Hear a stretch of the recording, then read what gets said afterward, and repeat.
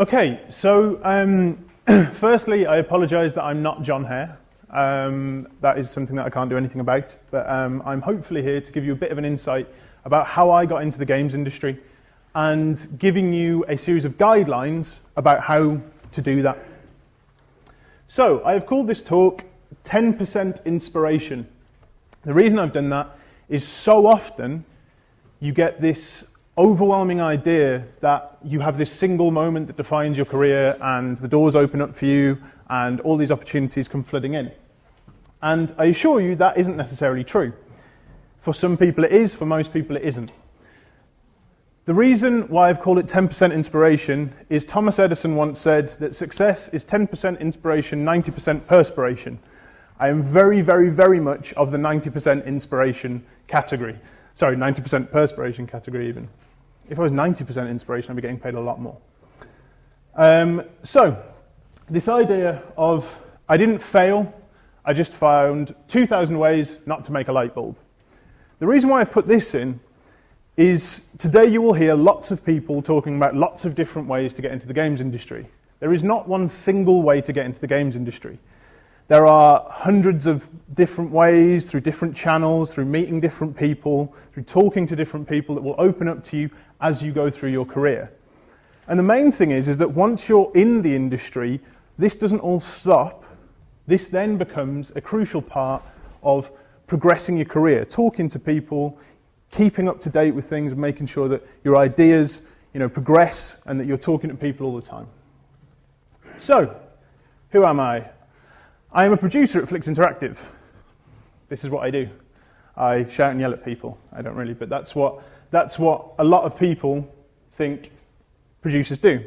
We make resplendent games. We make great games, and we want to go through the idea of making AAA games in an indie setting. That's what we set out to do. So, as a producer, how did I feel when I first got into the games industry? I felt I was a terrible manager, and I still feel I am today. And this is a really, really, really key point, is when you leave university, you've got 3 years of knowledge kind of crammed into your head, and you're convinced that you know exactly what you need to go into the industry. Now, one of the key things is every single incredible member of a team I've worked with that is exceptional at what they do thinks they are terrible. That doesn't mean they are terrible, it just means that they're constantly trying to progress and constantly trying to improve on themselves. People who believe they know everything tend to stay where they are. But I will always strive to be better. That's something that I've always maintained. So, this is just a little outline of what I've learned. So if I could talk to myself, when I started out in the games industry, these are the things that I'd like to kind of tell myself. So, you guys, I presume, unless you've got the wrong room, want to go into an established studio. There is no golden ticket. There is no key thing that studios look for. There is no single golden ticket that will guarantee you a job in any studio in the world. Different studios want different things, and that's okay. One of the best things to do, look into studios, look at what they do, what kind of games they produce. Is that something you're interested in? Is that something you're not? Always think about what value you can add. Now, this is an interesting one, because when I talk to people, they say, how can I fit into a game studio? How can I adapt how can I adapt to my behavior to make sure that I'm 100% employable? Weirdly, how I actually got my first job in the industry was I actually ended up putting a business case together for the studio that I'm at now. And I actually said, this is what I think I can offer. This is how much I need to survive. If you let me prove to you that I can do what I want to do, you can take me on. If you think I'm terrible, we'll go our separate ways, and I won't take it personally. So this is one thing that I always say to people. When you're looking to get into industry, think about what you can add to a studio. Even if that's huge studios, the majority of you, I presume, will start off in smaller studios, kind of smaller, mid-sized studios, and then move through to larger studios. But always think about what value you can add. Accept criticism. This is a really key thing. So many people that I meet are full of beans, wonderful at what they do, and then the second there is the slightest criticism, they become very defensive. The games industry is very much an industry of iteration. You will always be asked to redo everything you do. You will never, or very, very, very rarely, ace it first time, show it to an art director, a producer, a games designer, and have them go, yep, that's the answer, 100% genius. So learn to accept criticism, and often, I would actually say pursue criticism, ask for critique. You want people to find holes in your work. Approach every challenge with an open mind. This sounds very airy-fairy and hippie, but the idea is that when you work in an industry that changes as often as the games industry, and any aspect of the creative industry, you always have to have an open mind because things will always change. You will have established ways of working that will inevitably change. At some point, what you do will fundamentally change. So, take responsibility for everything and credit for nothing. This is a really key thing. When you think of kind of small independent studios, what often happens is you're part of a small team of very, very, very intelligent, very talented people. And you have to be part of taking responsibility for what you do, but taking credit for nothing. It's always part of the team. You've always got to make sure that the team is taking the credit. This is more from my perspective than anyone else's. The idea of looking after people and the team looks after themselves. Again, this sounds like some kind of hippie mantra, but it is genuinely true. If you look after people, if you ask people how they are, make sure that's the first question you ask people on a day-to-day. Don't say, what are you working on? Because fundamentally, what they're working on is fine. They know what they're working on. How they're feeling will affect your studio and them in a way far beyond what they're working on. Because if they're having a bad day, that is only going to perpetuate. Negativity perpetuates through a studio and positivity perpetuates through a studio. So just make sure you're talking to people, know how they feel. This is a crucial thing. You can say no to jobs. I'm not going to say the company that I was involved in, for obvious reasons, but I took the first job that was offered to me. This was a few years back now, before I got to Flix Interactive, and it was not right for me. But at the time, I felt I had to do it because it was the only job I could find. It was the only job I was offered. This turned out to be more of a negative than a positive. So what I tend to find is because you've spent so long looking for that opportunity, you've spent so long, waiting for that offer to be on the table, that you just, you snatch it straight away. It's not always the best thing to do. Obviously, I understand there's circumstances where people need to earn money, but always remember you can say no to jobs. And you will learn more in a year in industry than ever before. And that is not to belittle any education you have had so far, at all. What you learn at university is huge. What you learn in school is huge, even from primary level. You will apply those things every day. But the application of those lessons into a work environment is something very few people can prepare you for. QA is the back door to the games industry. Not always true. The reason I say this is I remember being where you guys are now 3 or 4 years ago, a little bit longer, and everybody was saying, go into QA, it's the back door into the games industry. Now, I wanted to be a producer, which makes me weird, because nobody wants to be a producer, or very few people want to be a producer. People want to be games designers, artists, and all that kind of stuff. Weirdly, I wanted to be a producer. So the bit of advice I always heard was QA is the back door into the games industry. If you want to get into the games industry, get a QA job. Now, I know a few people who've gone into QA jobs and are really good at what they do. So they are never leaving that job because they are so good at it. Because fundamentally, if you're amazing at a job in a studio, people don't want to move you out.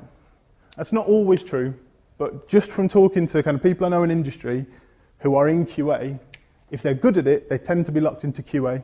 So what I would say is, just to, from my own perspective, my bit of advice would be, if you want to be an artist, try and get a job as an artist, no matter how junior, because you'll be working on your craft, you'll be working on what you want to work on.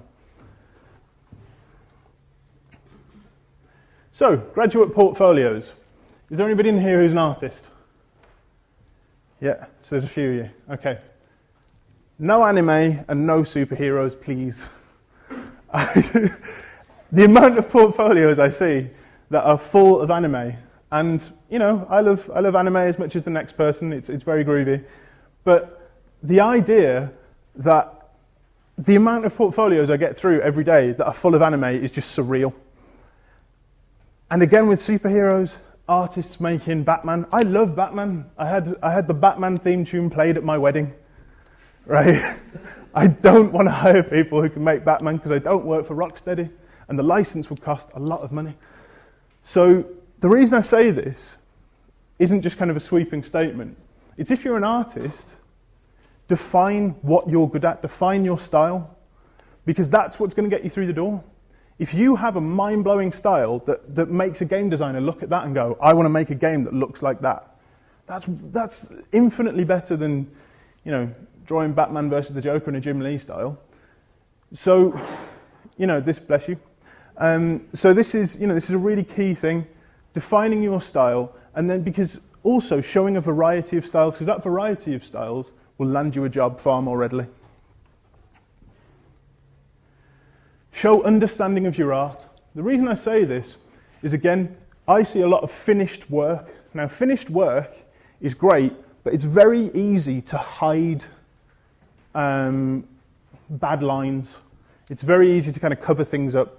If you're an animator, if you're a 3D character artist, whatever aspect of art you come from, if you show an understanding of the art, it's far easier to teach people tools than it is to teach people the art.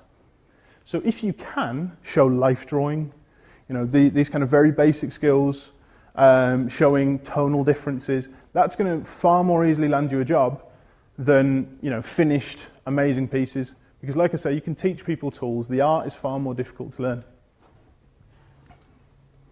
Appreciate the application of process. What I mean by that is people, again, you know, they understand their process and what they do, but how is that applied in the environment they're in?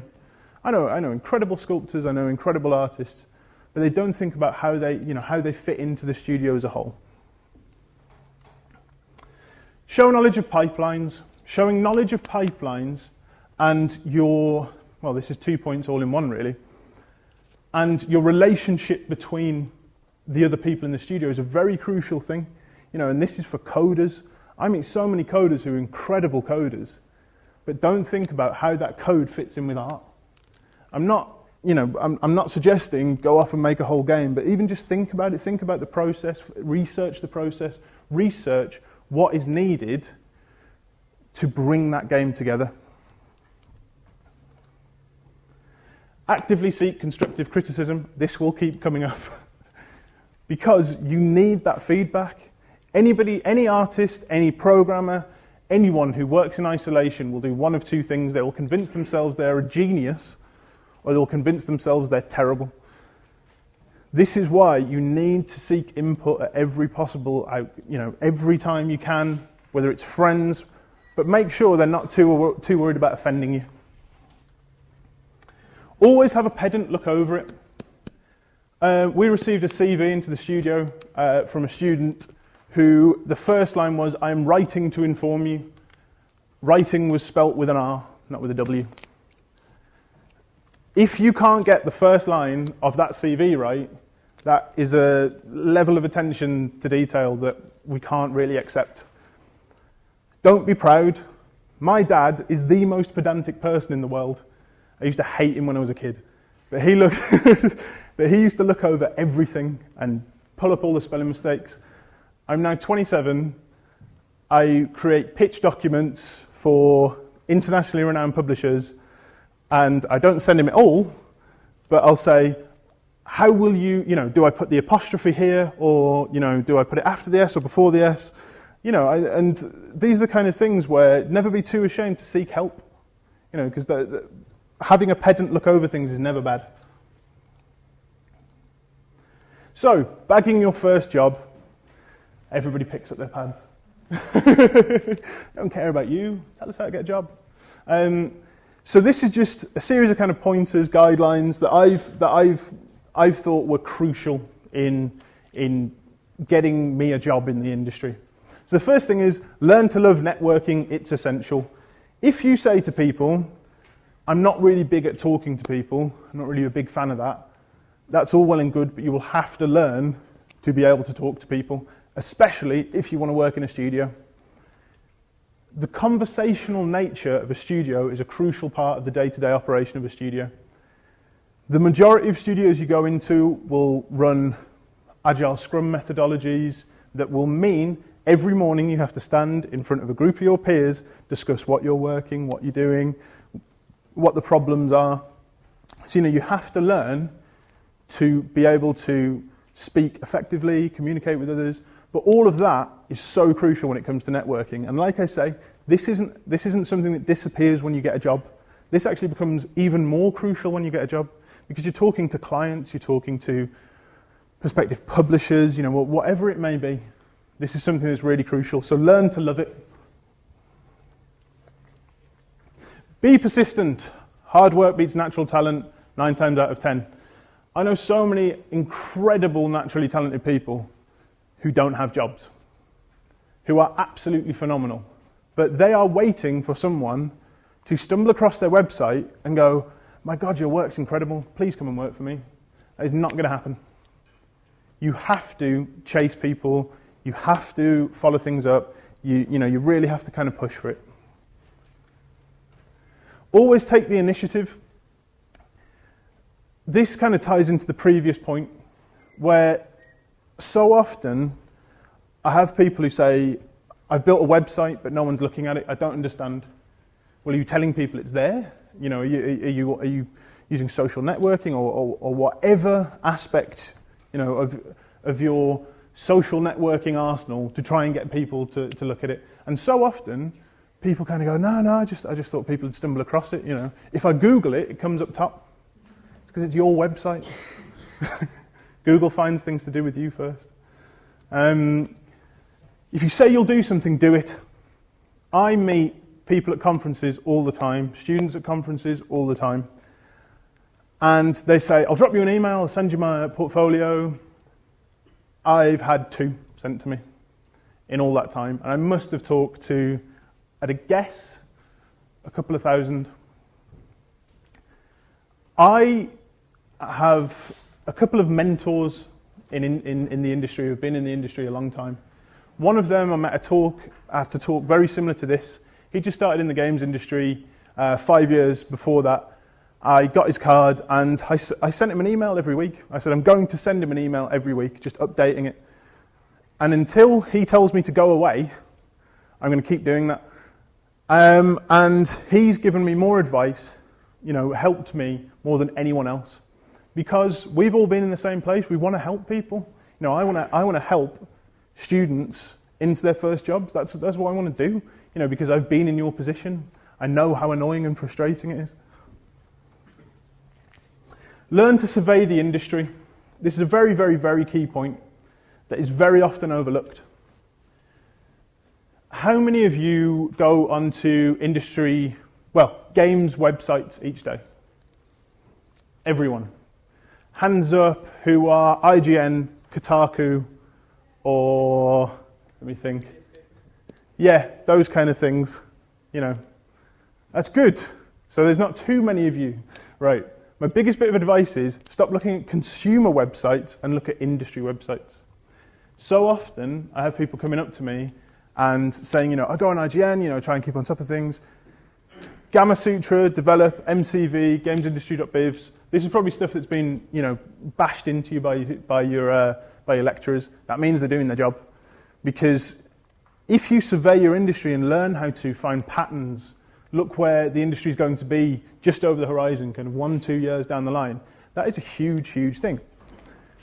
It was a skill that I learned to do on my MA, and it actually allowed me to come up with a concept for a comic book that we're now using in a pitch. So that was 2 years ago, and we're now using it in a commercial environment. So it goes to show surveying works. Balance practicality versus aspiration. The reason I say this is, again, during my MA, I worked at Blockbusters. I've worked in Game Station, and it is very frustrating wanting to be part of an industry and having to work in retail or coffee shops or these kind of things that you have to do as a student.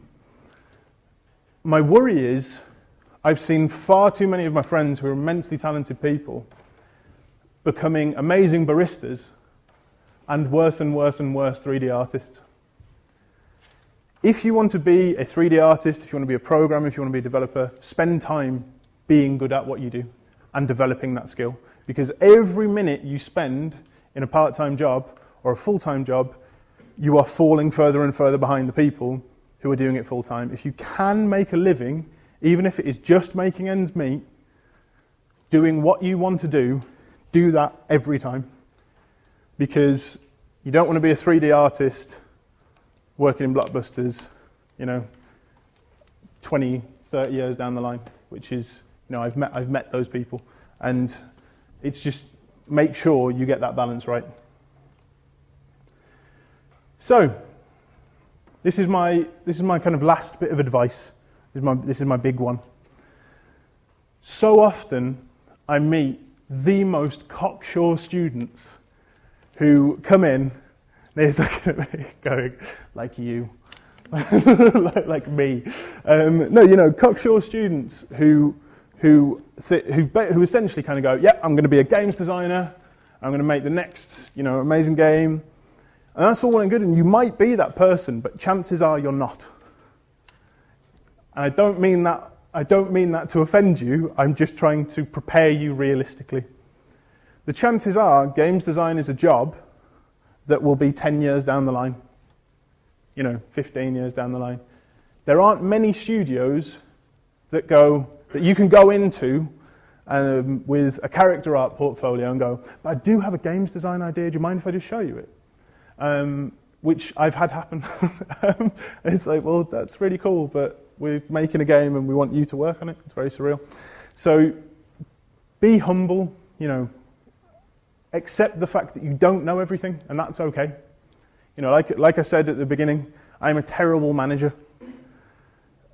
Because the second I think I'm a great manager, the second I think I know everything, that's where I've shot myself in the foot. Because then I stop learning. The best managers I've ever had have been people who constantly read about what they do, constantly look up where things are going, find out about people, because people change far less often than the industry.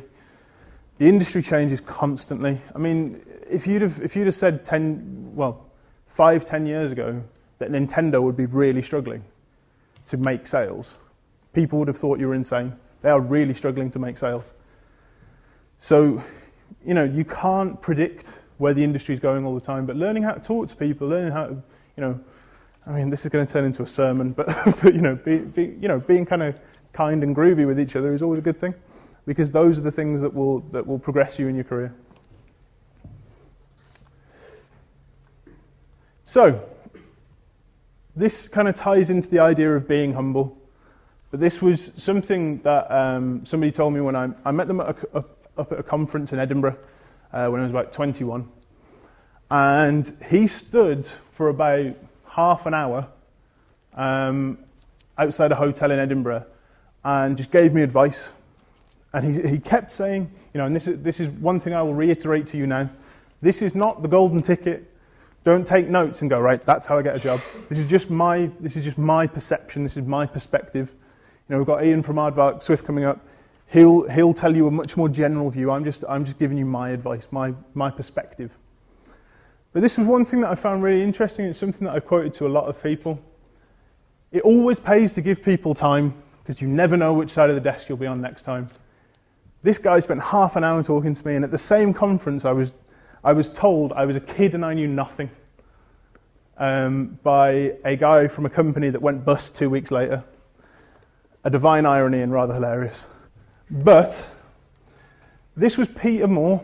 If people don't know who Peter Moore is, he is a seriously big guy in the games industry. He runs EA Sports in Canada. This guy runs a studio that turns over more money than 10 studios put together. And he was so humble. And I don't really care if he meant it or not. just the fact that he put himself across that way means that, let me think, 5 years later, I'm in a room telling people about the humility of this guy. That's good PR, but also it's good for him because he doesn't know which side of the desk he could be on. I don't think I'm going to be running EA anytime soon.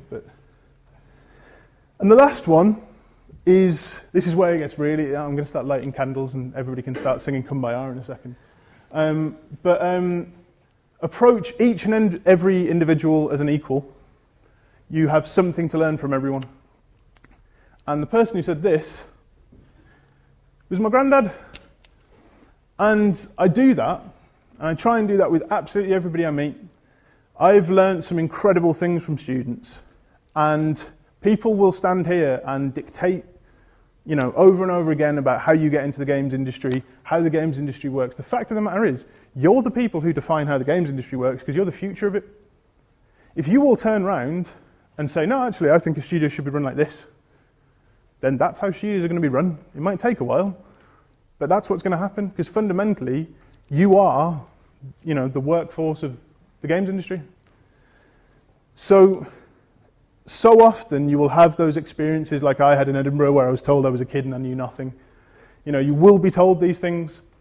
Be humble, be calm, don't get offended, don't get upset. Because again, you don't know which side of the desk you're going to be sat on. And 3 years down the line after you've, told somebody to stuff off and, thrown a bottle at them, they could be sitting on the other side of the desk, trying to interview you. So just be calm, be humble, and remember you can learn something from everyone because that is a huge, huge thing. Thank you very much for your time. Cheers.